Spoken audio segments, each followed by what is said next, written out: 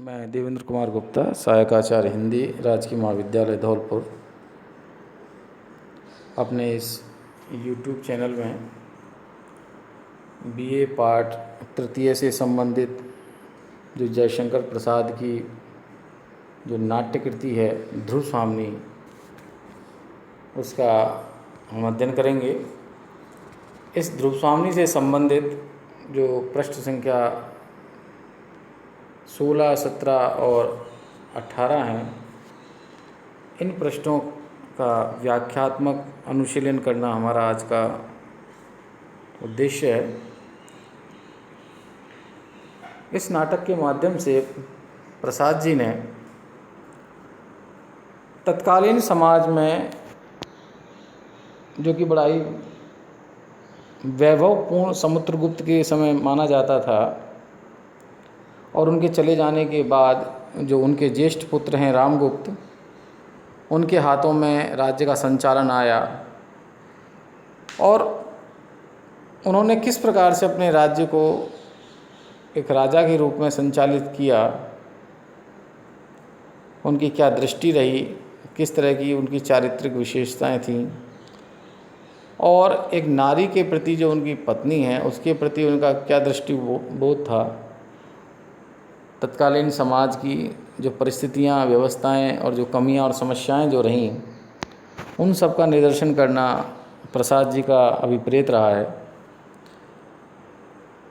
बेशक कथानक ऐतिहासिक है, लेकिन प्रसाद जी चूँकि युग दृष्टा हैं, इसलिए उन्होंने जिन समस्याओं को इस नाटक के अंतर्गत उठाया है, वो न केवल उस समय बल्कि आज भी प्रासंगिक लगती हैं। एक ऐसा शासक जिसके लिए केवल निज हित ही सर्वोपरि है, चाहे उसके लिए उसे किसी को भी बलि देना पड़े,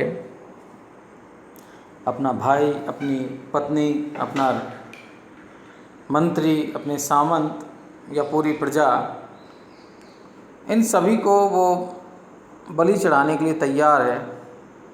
लेकिन उसे केवल एक ही बात की चिंता रहती है कि उसका जो स्वयंमेव सुख है वह सुख खत्म नहीं होना चाहिए, और अपने इस कार्य में, जो घृणित कार्य है, इस कार्य में उनको राज्य का महामंत्री सहयोग प्रदान करता है। तो ये निश्चित सी बात है कि तत्कालीन समय जो राजनीतिक छल छद्म इसमें दिखाई दिया है वो स्पष्ट है। एक परिणता स्त्री की क्या दुर्दशा हो सकती है वो यहाँ वर्णित किया गया है, उसे यहाँ वर्णित किया गया है। राज्य का महामंत्री और शासक मिलकर उस रानी को एक दूसरे जो शासक हैं शकराज, उन्हें उपहार स्वरूप देना चाहते हैं ताकि किसी भी प्रकार से युद्ध की नौबत ना आए और राज्य बड़े आराम से किया जा सके। मानसिकता बड़ी संदूषित है और स्त्रियों के प्रति तत्कालीन राजा का जो दृष्टिकोण है वो यहाँ स्पष्ट हुआ है कि यदि राज्य का शासक क्लीब हो तो निश्चय ही उसकी यह क्लीवता न केवल रानी बल्कि प्रजा को भी भारी पड़ती है। उसी क्रम में रामगुप्त क्यों नहीं, परंतु रामगुप्त ने ऐसी कोई प्रतिज्ञा ना की होगी। मैं तो उस दिन द्राक्षा सब में डुबकी लगा रहा था, पुरोहितों ने न जाने क्या क्या पढ़ा दिया होगा, इन सब का बोझ मेरे सिर पर सिर लागे कदापि नहीं। महादेवी द्वारा ये कहना कि चूँकि मैं आपकी विवाहिता स्त्री हूँ, इसलिए मेरे मान सम्मान की रक्षा करना यह आपका कर्तव्य है, और एक शासक के रूप में अपनी प्रजा की सुरक्षा भी करना आपका कर्तव्य है। इन दोनों ही अर्थों में मैं आपसे अपनी सुरक्षा मांगती हूँ।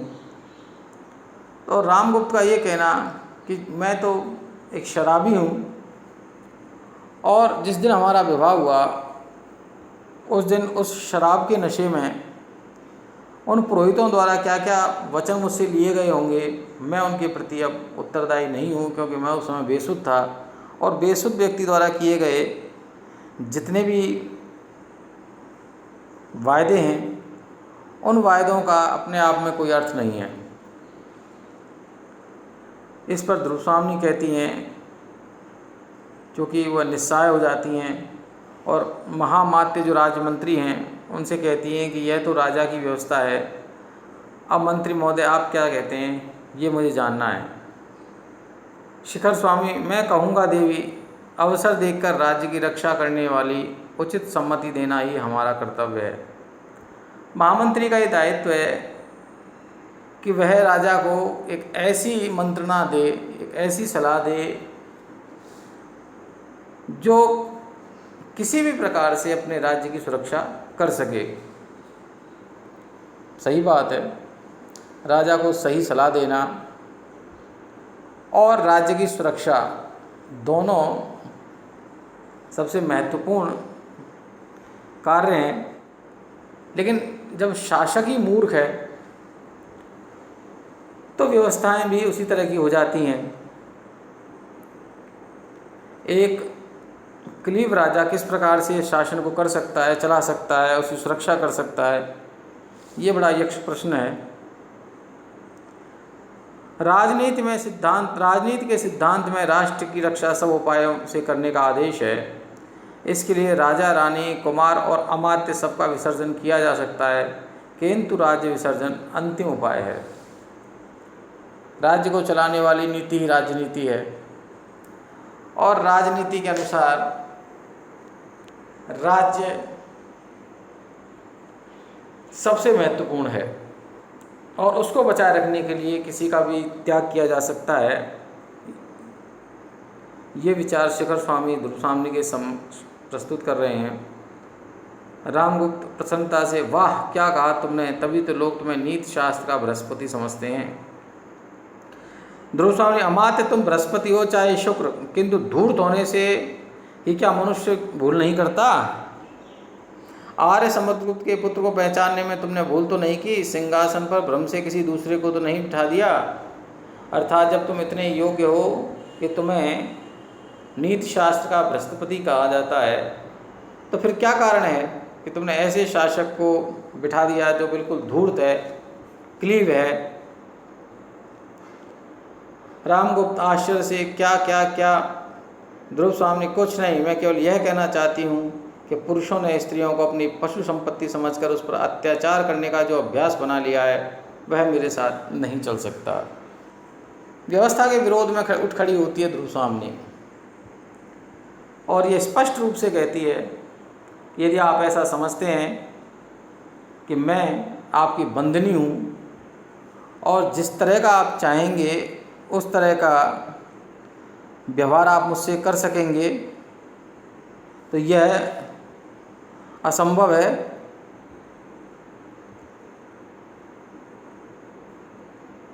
मैं इस तरह का व्यवहार नहीं होने दूंगी। इस तरह का असंगत व्यवहार कतई संभव नहीं है। इसलिए ये यदि आप विचार रखते हैं तो यह विचार किसी भी दृष्टि से उचित नहीं है कि मैं आपका कहा हुआ मान लूँगी। यदि तुम मेरी रक्षा नहीं कर सकते, अपने कुल की मर्यादा, नारी का गौरव नहीं बचा सकते, तो मुझे बेच भी नहीं सकते। हाँ, तुम लोगों को आपत्ति से बचाने के लिए मैं स्वयं यहाँ से चली जाऊँगी। मैं आप लोगों की सुरक्षा के लिए अपने आप को अपने इस व्यवस्था के उसमें होम कर दूंगी, लेकिन आप अपनी मर्ज़ी से मुझे यहाँ नहीं भेज सकते। ये जो है, आप यदि इस प्रकार की समझ रखते हैं तो ये आपका नादानी है कि आप मुझे भेज सकते हैं, मैं जाऊंगी तो अपनी मर्ज़ी से जाऊंगी, अन्यथा नहीं जाऊंगी।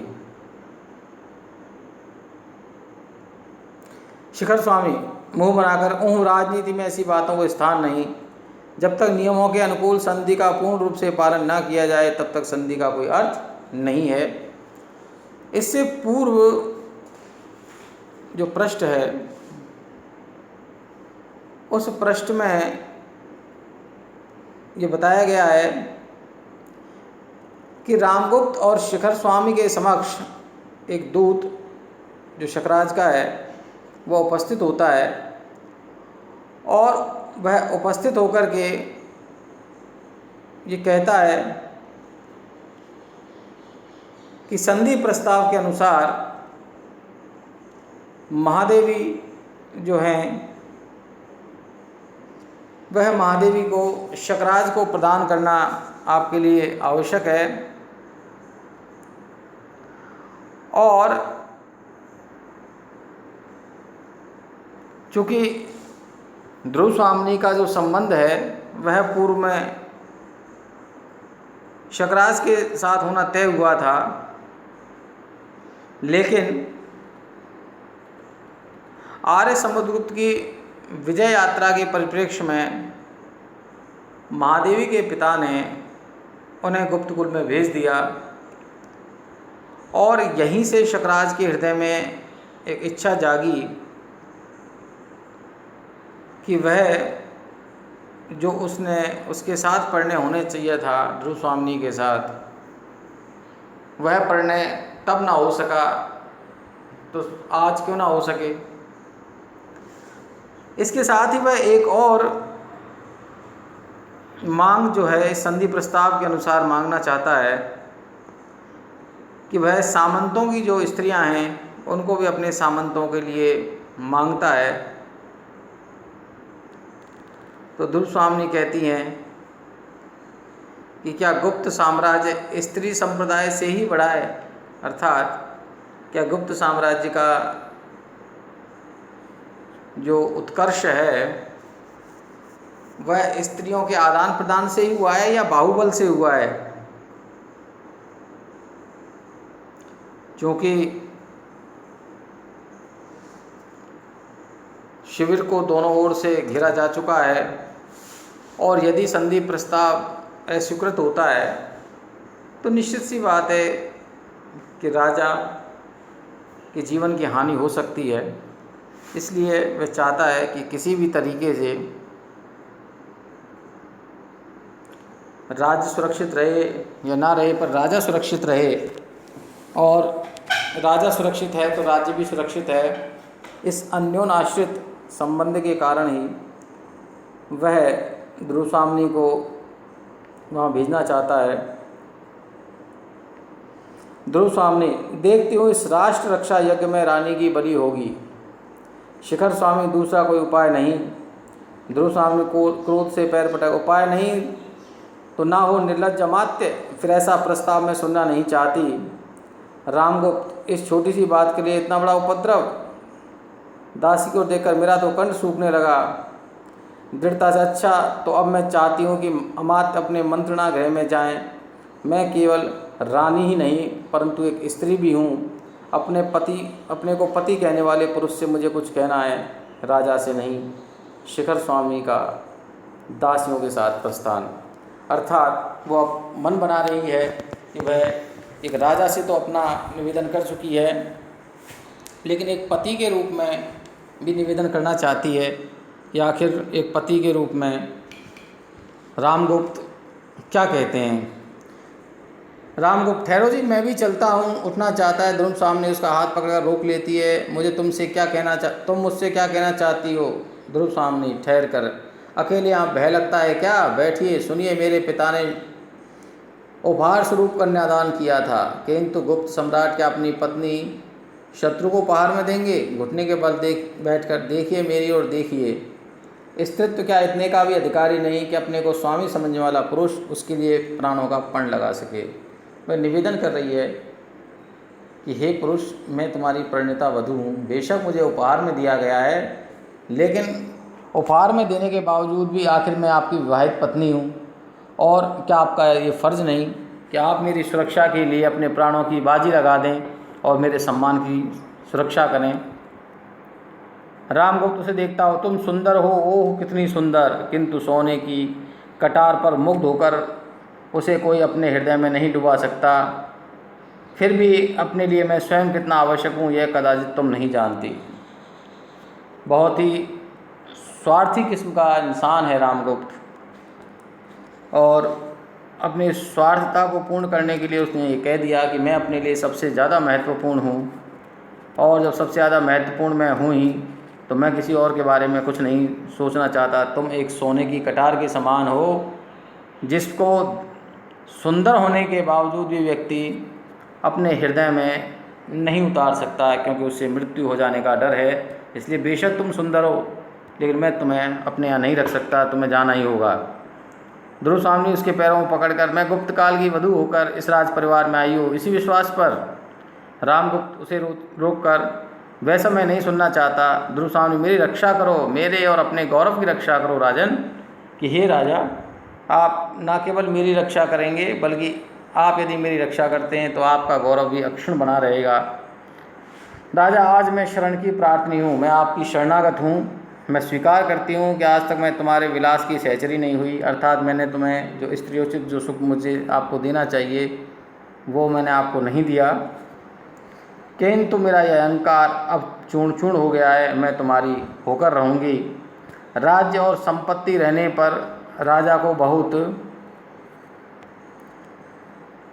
को पुरुष को बहुत सी रानियाँ और स्त्रियाँ मिलती हैं, किंतु व्यक्ति का मान नष्ट हो जाने पर उसे नहीं मिलता।